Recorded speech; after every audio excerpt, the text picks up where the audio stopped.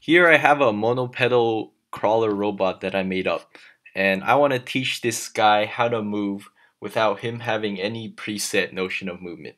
That means he's not observing anyone to learn how to move, but rather figuring out how to move all by himself. I do this by using a neurogenetic evolution algorithm, and if you don't know what that is, you should check the link in the description.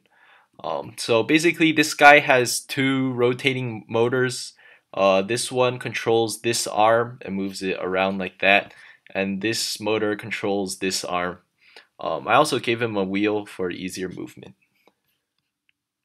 So here I have my simulation. I generate about 120 robots each generation, and I give them a fitness equation of how forward they move. So basically, they're rewarded when they move forward. Um, so for the first generation, they're really stupid because I give them the most basic neural network. That's two inputs and two outputs, so there's only four edges, and like none of them are really able to move forward. Um, I think in the so by the second generation, this guy is able to move forward. Let me show that. This guy has through mutations he's figured out how to move forward, and because I think he's the one that moved forward the most, he's chosen to breed a lot more. So like you have similar robots like this one sort of imitate what this guy is doing. Because this robot figured out how the basic form of movement by the second generation, the neural network for moving forward should be really simple because you can only create two edges each generation.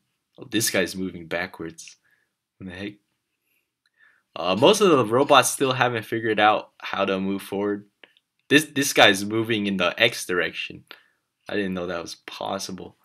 Uh, okay, so at the 12th generation, so after 12 generations, the species that haven't improved their fitness yet are killed off.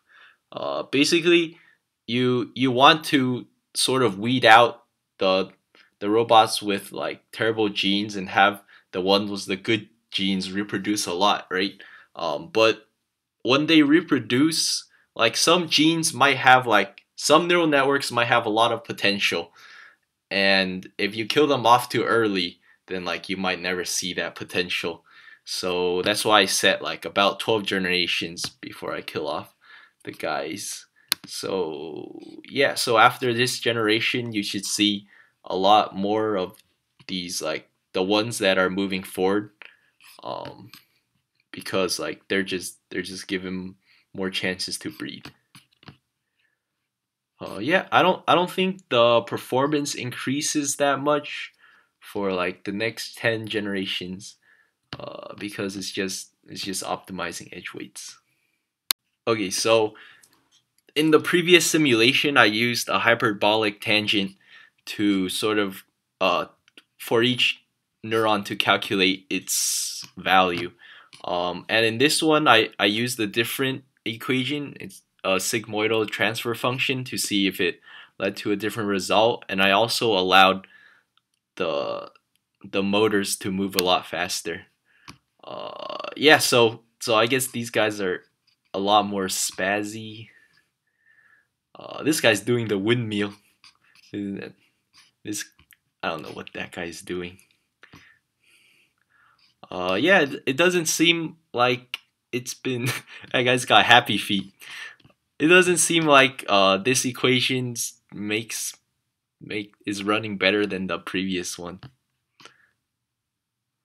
But they do a lot of interesting things. Yeah, this more windmilling. I think this guy's learned how to move forward. Oh, this guy did a backflip. More backflips, more windmills. This is the structure of the network for the best performing robot from the first simulation. Um, so these outputs are the rotational velocity of the two motors. They both have three edges, so that means like they're both like the same in terms of complexity.